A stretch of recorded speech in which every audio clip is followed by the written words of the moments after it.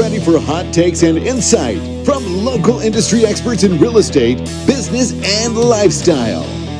He used to play ball with the Padres. He played hockey for the Lobos. Now they're crushing it in the real estate game. Together, they'll showcase the best of the Duke City. This is All About You, ABQ. That's right. It's All About You, ABQ. I can't believe we're doing another episode. We're racking them up. The goal of the show is to highlight the best of our city's industry experts in real estate, culture, and lifestyle so that you walk away with some value and feeling inspired. Now, the way that we like to do that is to answer the questions you may have or interview the guests that you want to see. So we invite you to join the conversation. You can reach out using the hashtag above or join our email list to get some timely tips about our community and real estate market. Hey, I'm Skip Adams, owner of Sold by Skip Real Estate here in Albuquerque. Grant Harvey, Vision Mortgage, home lender. He is a home lender. You probably recognize Grant as the head coach of the University of New Mexico men's Lobo hockey team, but now he's absolutely crushing it in the mortgage game. And you may have seen Skip Adams from HGTV's House Hunters, and he's part of the top 2% producing real estate agents in the nation. In the world. In the universe, maybe even in the county. Dude, God, another show, man. Great episode. Here's why you're going to want to stay tuned. We've got AJ and Justin. Yeah, from the AJ Forgotten Foundation. And it's a great story of giving back, Albuquerque-based people doing something in a worldwide fashion, philanthropist. So that's going to be good to dive into. And that's kind of what the whole show is about, is just highlighting things, everything Albuquerque. Speaking of that, we do have the Mortgage Minute, and here's why you're going to want to stay tuned to the end of the episode. As always, it is going to be the most epic Skip's tip you've ever seen. So Grant, God, man, I have the energy today, dude. What's up with you, man? Why are you so glum today? Oh, I don't know. I'm just feeling really beside myself.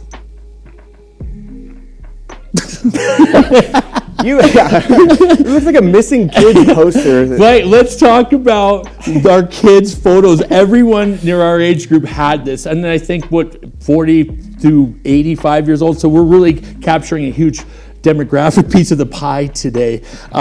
This little number, I think I was 5 years old, and I don't know why you had to have a superimposed face by you. But what's funny is you could literally walk into anybody our age, which would be that 40 to 50 demographic now. Yeah, the 18 through 52 demographic. But you can walk in and it guaranteed it's hanging in the hallway somewhere. Your older sister, and your brother. It's like the Mario ghost. Remember, if you look at him, then he stops, and then when you go back, he's like mean, and then that's how that is. So it's kind of like the image of yourself, but right there. So let's talk about a little bit deeper about the outfit you've got going on. You got a little bit of a reading rainbow type setup, but let's talk about red pants, and you still have the Ronald McDonald shoes on. That's been your go-to look. Yeah, I got them now. Yeah, every episode I wear Ronald McDonald specials. The red pants that goes back to we have a coaching outfit. That people would ask me like, Grant, why do you wear the red pants? I think we can cue up that. We got a picture. Yeah, we got a picture of Grant in the red pants, and I've carried on. We've gone along. The red pants initially started in the rave phase, dude. You were the rave cave. Yeah, throwing the red pants. I would wear red pants, and then when I became the Lobo coach, I would wear the red pants or a red blazer, and opposite. But it was my trademark movement. It all started here. Do we not have that red? Makeup. Yeah, makeup. There was a red photo. Show's really going downhill today. No. Fantastic show today, but talk a little bit more about, what'd you get into this week? Well, I had our mutual friend, Sage, from Austin, from Hawaii, from wherever. He came in, and it was interesting to see his perspective of Albuquerque. He was excited about a few places. The Sawmill, he was like, oh man, this place reminds me of Portland and stuff like that. So it's always cool. We talk about in the show earlier episodes about what people are drawn to that haven't been here, and that's the natural way to chart progress, I think, in this town, is to have people come in and go, wow, we got this now, and yeah, so. Yeah, no, agreed. I think it's fun to see people when they live here for a little while, leave, and then come back, and they notice the growth. This week we actually took a trip to Scottsdale. Yeah. My wife and I, to a little getaway. We went out to Scottsdale, Arizona, and this is an annual trip that we like to do during spring training. Went out to go see the Padres play the Giants. The boys in blue, the Pod Squad, took home a W for sure. But Wait, who won out of the two? The Padres. Oh, okay. The Pod Squad. We're named two. Skip's. I guess will always be biased and partial to Padres, but he was a. You like the Dodgers too, right? I like all teams in the NL West, California. You got to support them. Oh, he's an all teams guy. He just has a hat that just says sports. You can find me cheering for whoever's winning. That's the Albuquerque style. At least I'm not rooting for the Cowboys. Not that they play baseball, but that's like the local team here. Is Can we make it official that we're anti-Cowboys there? Anybody that knows me, we will light you on fire if you show up. Actually, our B guy was a Cowboys guy. And that's why he'll never be back. That's why he's off the show. The old one and done episode. So let's see. What's the rest of our monologue here? Are we going into a mortgage minute? No. Hold on. Let me talk about Scottsdale. Oh, by the way, can you talk about cities that you haven't? You leave and then you go back. So we used to go there for spring training, and going back now, it's like we were flying. You leave the the little desert of Albuquerque, and then we fly into Phoenix, and all of a sudden, it's like just this sea of lights that you're coming in over. Yeah. And when you landed, it was like the whole airport now. Look at how old I sound. Like, the damn traffic is getting to me. The lights are so bright. Yeah, why do you need to have such high voltage? These LEDs are unnecessary. Turn the music Come down. on. Yeah. But no, the city has grown exponentially, and I think that speaks a lot to that hometown feel that Albuquerque has. Is that we never get too big, but at the same time we're still big enough where you have the arm's length, right? You're not going to run into the same people every time you go out. So one of the selling features of living in Albuquerque. But we did celebrate with one of the best dinners I've ever had. If you ever had tomahawk steak, right? So it's just like I'm not that rich. I haven't made it that. See, I haven't made it to. I'm not the top two producing. Listen, let me tell you. Well, maybe when interest rates go down, tomahawk steaks, dude. So I've only had one. Shout out to my friend Alan Richard, who for New Year's Eve we grilled out at his place, and he created this tomahawk steak. We slow cooked it for like 2 hours, and then we seared it in the butter bath, and that was like the best one yet. Followed by the one we had this weekend, which is a little Wagyu beef over at. Oh, dude, it was fantastic. Just a red meat guy. We should have a cardiologist on here for Skip here soon. Hey, would you like some Lipitor? So good birthday. It might be your last the way you're eating. So fun trip out. But let's talk a little bit about what's going on here in Albuquerque. I know that as interest rates still are fluctuating, we're sitting high. A lot of buyers are on the fence, and so many times they struggle to go through that initial process of getting pre-qualified. Talk about what you're seeing in the market. Yeah, that's a good segue, and now that starts our mortgage minute. Right now. Okay, so that was a good segue into the topic I want to talk about. I think oftentimes I'm doing mortgage minutes that are predicated on credit scores, and I'll tell you why it's so important. Credit scores dictate your mortgage insurance premium. They heavily dictate your rate. So I want to talk about why it's important for you to know what your credit score is before you go shopping for houses. So when I meet with customers, I'll hear their Credit Karma score. And their Credit Karma is based on a FICO 8 model. FICO meaning Fair Isaac Corporation, right? One of the mechanisms in which we derive scores. A lot of times when people have a Credit Karma score, it's not the score that mortgage brokers actually pull. We use a FICO 2, 3, and 5. Very boring, right? But our FICO scores are usually a little bit lower than what you have seen reported. So it's always good to meet with a mortgage professional, find out what your true FICO 2 score is, and then that will dictate what your interest rates will be. So that Credit Karma, great gesture, probably figure out if you had any derogatories such, but it's really not the credit score that mortgage brokers use. So it's important to meet with one before you go shopping. That concludes our mortgage minute. Well, let's do a little refresher, because when we talk about credit scores, I know that a lot of people don't take the time to understand why it's so important. So there are a couple different loans that you can get as an FHA loan, you can get a conventional loan, and each one comes with a different credit score minimum that's required in order to qualify for the loan. But if you can, let's run through kind of what those minimums are. Yeah, so they'll vary, right? But there's some direct cutoffs at about probably 600. Some banks go to 580 FHA, but understand just because you have that score, there are some compensating factors that have to happen. Let's say you have a 580 score, you better have good reasons why you had derogatories, you had to write some letters, you better have a lot of money down, or you better have a low debt to income ratio, meaning if you make $5,000, I would probably say that you couldn't come up with more than $2,000 a month for bills. So you get a little bit less liberties on paper the lower your credit score is. So I would say for VAs they go down to 580 also. But again, it's like how much assets do you have? Do you have things that make up for your lower credit score? And if you don't, you get a flat out no. So there's minimum scores, but there's more to do with that. There's got to be other factors that benefit, or let's say that you put 30% down your house, and that looks favorable to bank, but you got to minimize how risky you look on paper.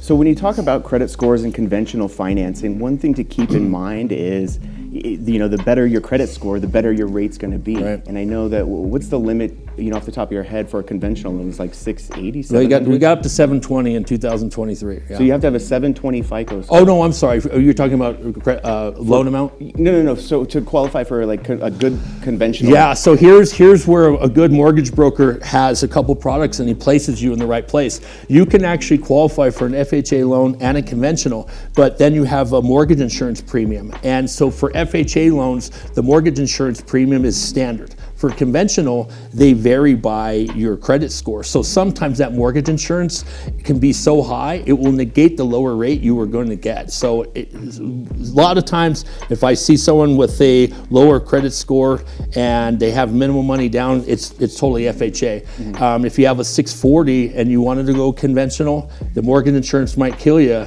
So I would bring you back to an FHA. So these are a case-by-case matters. And again, this is so much to iron out before you go shopping for houses. It's nice to know what program you're going to get into, because I got to write a pre-approval letter that's based on the product you're going to use. So it's good to figure that out beforehand. Otherwise, you get in a heap of trouble when you go to put an offer in, and now we're discussing financing, and you realize you don't like any of the options. So. Yeah, and that's one thing that you always say that you spend the majority of your time doing is running through scenarios and finding the best product available to each individual buyer. So it's always good to have a guy like Grant in your corner. Coming up in the next segment, we're going to have a couple of guests. You're talking about their foundation, but also stay tuned to the end of the show as we're going to jump into Skip's tips. And this week, I'm going to tell you, this is a really important one. There's new programs available to sellers. Did you know that there's 3 new options that you can utilize to sell your home without even putting it on the market? We're going to go over how you can get a full price, full market cash offer in your hand without even going on the market. Plus, 2 other options that are going to blow your mind. So stay tuned. This is all about you, ABQ. Welcome back to UABQ. The goal of the show is to highlight some of our industry experts here locally. I'm Skip Adams, owner of Sold by Skip Real Estate Brokerage here in Albuquerque. Grant Harvey, Vision Mortgage, home lender. And we're joined by Jon and AJ of the Forgotten Foundation. A couple of guys with a great story and a great foundation to promote today. So I want to welcome Jon and AJ. Guys, thanks for being here. Yeah, thanks. Thank you. One thing that really drew us to you and your story is, Albuquerque residents, natives, right? Spent some time moving away, but ended up back here in the city, the great state of New Mexico. But one thing we talked about, Jon, and I'll let you kind of start with this, because this is something we were talking about during the break, was a lot of people move to Albuquerque for the high elevation to train in martial arts, right? We have a huge fighting culture here as part of our city. But talk a little bit about your experience there. Yeah, so it's great because I grew up kickboxing with Winklejohn and Greg Jackson, and it was really cool because, like you said, with the high elevation, a lot of fighters from not just like the States but around the world would move out here. And it was cool at a young age. I was able to be exposed to bunch of different cultures and really just learn from the best. So it's awesome that they were able to attract that many good fighters out here. Yeah, no, 100%. And I think that's one of the cool things about Albuquerque, like you said, is that people come here from all over the world to train. But AJ, talk a little bit about your backstory too, being a local guy. And then, we'll dive a little bit deeper into the foundation. But The funny story is, first of all, talk about how you ended up here. Talk about how you met up with this knucklehead. Okay, so I'm in P.F. Chang's and I'm about to leave and I pass by this table and I go, whoa. I go, look, buddy, I know you don't know me, but you look just like my friend Skip. Like, I want to take a picture that I'm with my new Skip now. So AJ's like, yeah, I mean, all right, whatever. We take this picture, and he's a total nice guy about it. And I don't even remember how we started talking after, but that's my average how I meet people in Albuquerque. Is they just go, you know what? You look just like Jim Carrey. No, but we were talking ever since then, and then I was privy to his foundation and the pictures he was taking. And this is about, 9 years ago or so, or more, right? Yeah, that we met. something like and that. I was fascinated by this guy's story, and I started asking more questions. And then we got the show. I got the perfect guy to put on there. So go tell us about your upbringing and then how the foundation came to be. Sure. Yeah, so I went to Hope Christian High School, and then, to your point, went off to Southern California, Santa Barbara area for a while. Ended up back in the land of entrapment and what is it? Entrapment. Entrapment. Yeah. And enchantment. Went to NMSU and graduated from there. Met my wife there. Been married 14 years. Nice. Have a 5-year-old little girl and twins that are 2. Got my real estate license my senior year of college. Basically managed Hollister for like a year because I was kind of not sure what I was going to do. Yeah. That's where you used to get your puka okay, shell. time out. So maybe we do have a little bit more in common. Yeah, I guess so. I was what's the other one? I was an Abercrombie guy though. So, Okay, you know, yeah. was a I worked step at away. Abercrombie in high school. Yeah, he grew up, Skip. Yeah, well, I don't still work there. I'm a night graveyard shift manager, part-time. It was a fun job, but too fun. So, but yeah, I met my wife at Hollister. So, Oh, it was- nice. All those pieces came together, and then moved up to Albuquerque and started real estate. Started just being a broker, realtor type thing, and took a class on foreclosures, and then started kind of dabbling in that and buying houses and flipping them, and ended up starting my own brokerage and been investing, flipping houses, being a realtor, broker, building houses, investments, rentals, all So kinds of talk stuff. about how kind of that transitioned into a fundraising effort for the Forgotten. So it didn't. I wasn't looking to help anybody, honestly. Yeah, no, I get it. Like I mentioned, I went on this trip to Paraguay with my parents and just was exposed to a lot of poverty and specifically a lot of street kids. Like you see homeless people around, but you never see homeless children, like groups of children that are literally like homeless. And so I was drawn to that and I wanted to help. And so basically came home and decided I was going to do something about it, and then made a contact there in Paraguay and started the Forgotten Foundation. Started as an actual 501c3, a nonprofit, and that unfortunately got dissolved because that guy had to take a job and I didn't have connection there. So I had friends and people that were part of Forgotten, and I wanted to keep it moving. So a friend of a friend told me about, he's been doing some stuff in Thailand, and hey man, maybe you should go out to Thailand. And so it was kind of like, sure. So rallied some of my buddies and it was like, hey, let's go backpack through Thailand and maybe we'll find some people along the way that we can help. And sure enough, we went out there and saw a lot of poverty, a lot of different things, a lot of cool things, fun stuff too, like hanging out in Bangkok and Chiang Mai and that Yeah, kind we've of heard thing. stories. Grant applied for a few jobs at the red light district out there. I was the Hollister strip mall manager there, and that's how I met my wife. Just kidding. Bangkok. It wasn't actually a wife, it was a man, and we had to dissolve the marriage. No. All right, let's get back into your story that is actually real. Wait, that's not a real story? No, but I mean, there's a few. I'm sure there had to be some issues there as far as maybe language barrier, but starting a business there. I mean, do either of you guys speak the language? I mean, how do you stay abreast of business in Thailand? I do not speak Thai. John speak Thai. I speak Thai. Yeah, I was out there training, doing the fighting stuff, the Muay Thai out there for a while, and I got injured. So I knew that AJ and some of my other friends had started the foundation out there. And I was like, hey man, I can't train anymore. Can I go out there and volunteer for a little bit? And I had no intentions on learning the language or anything. I love the culture. I love the fight culture out there. But when I went out there, I was on the border of Burma and Thailand, working with all these little kids, and nobody really spoke English. So I was like, I need to take a shower. Where do I get soap? And then I just had to learn how to explain little things at a time. And eventually, I think that's what makes people really want to learn a language sometimes, is being immersed in a culture. A necessity, sure. And you have to, yeah. And so I asked AJ when I got back, we had talked, and he said, when you were out there, it was so easy to communicate because we had an English speaker on the ground. Would you maybe be interested in going there and learning Thai I told him I'd want to learn Thai, and then I could work for Forgotten when I'm out there as well. It's like a double whammy. Yeah. One thing I noticed about you guys, and thanks for dressing in swag to promote, the brand and the awareness, but being from New Mexico, and I saw the flat bill walk in, and I thought we were selling pot leaves. It looked like a pot leaf at the top of your hat. I didn't think that. Yeah, I'm a bit more cultured than that, than just have marijuana on my mind all the time. I didn't think that, but now I want some. Yeah. And talk a little bit, much like the Zia, the rays of light do have a meaning. Talk about your logo and what the rays of light mean. AJ's probably better. Yeah, so the logo's kind of like a rising sun, 7 rays, and my concept behind that when I was trying to pick out a logo and figure it out was that there's the Karen flag, the people group that we work with specifically in Burma that come over into Thailand.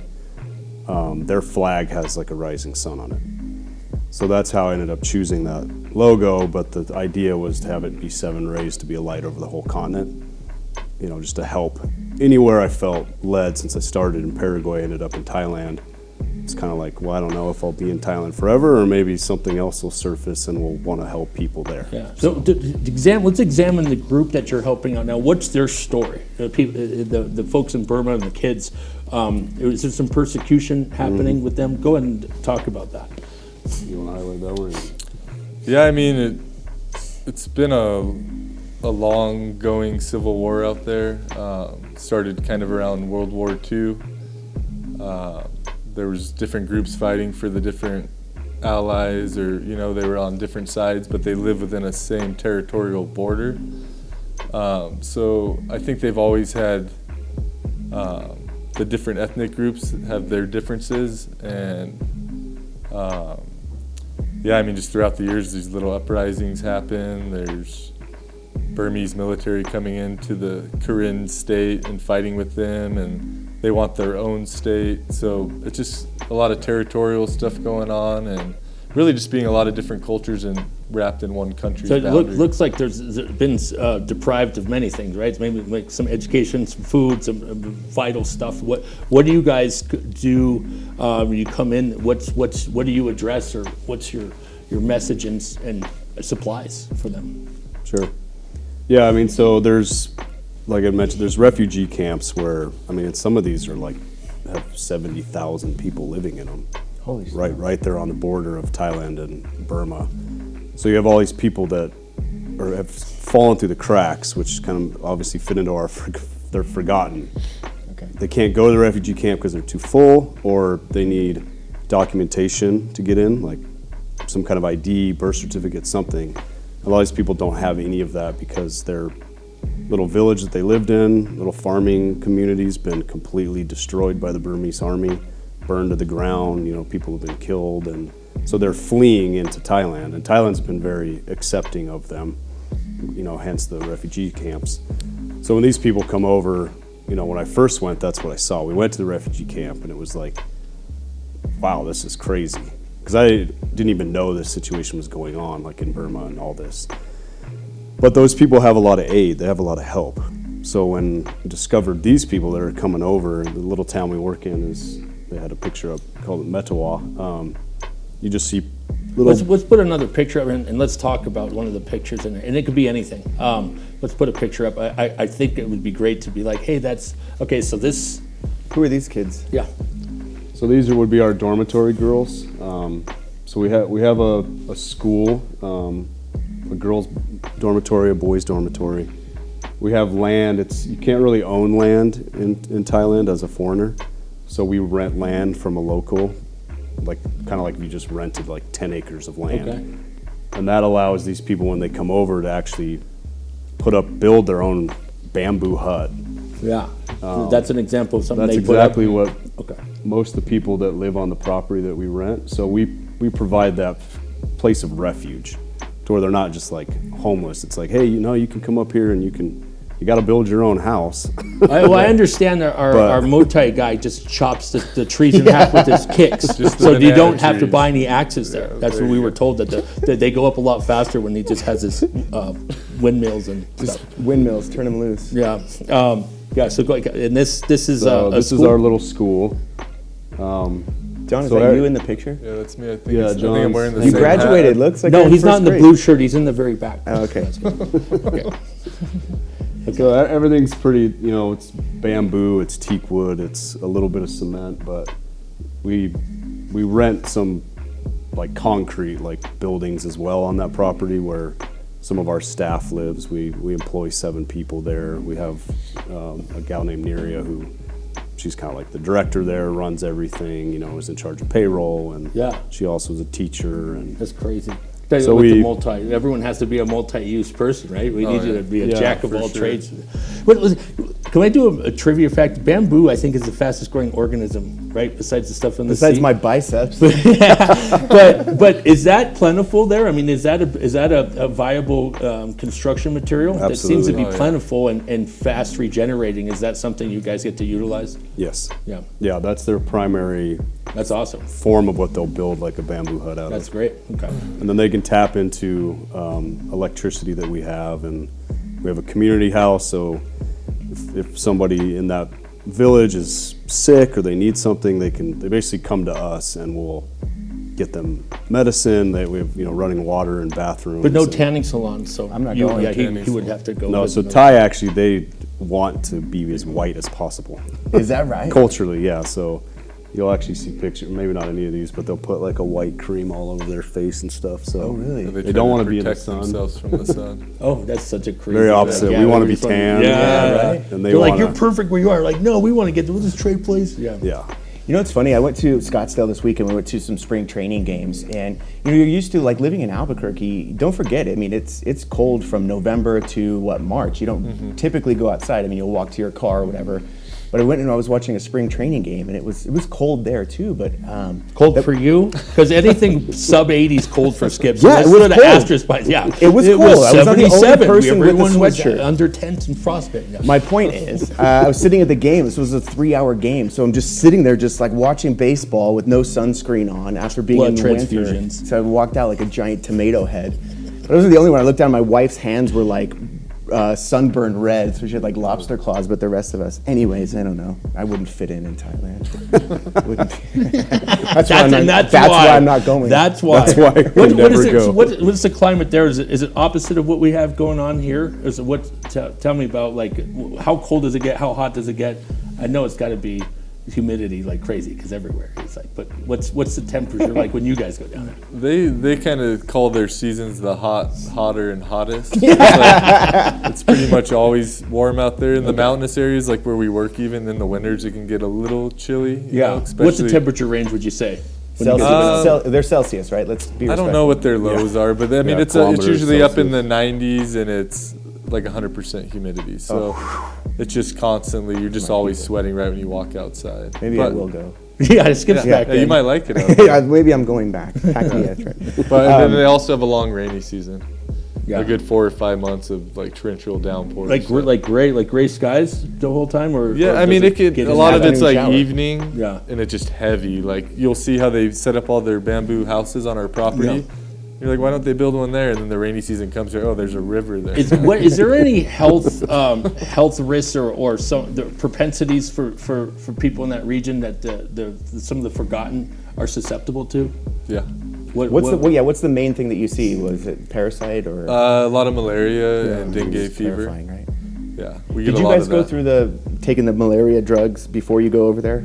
I've heard there's just wild stories about the mental impact on it. I did the first time, and then I don't think I've ever taken it Yeah. since. Tell me, Wow. was it an experience? With the malaria? Yeah, malaria pills. I mean, for me, it made me a little sick and nauseous, and then but I don't know.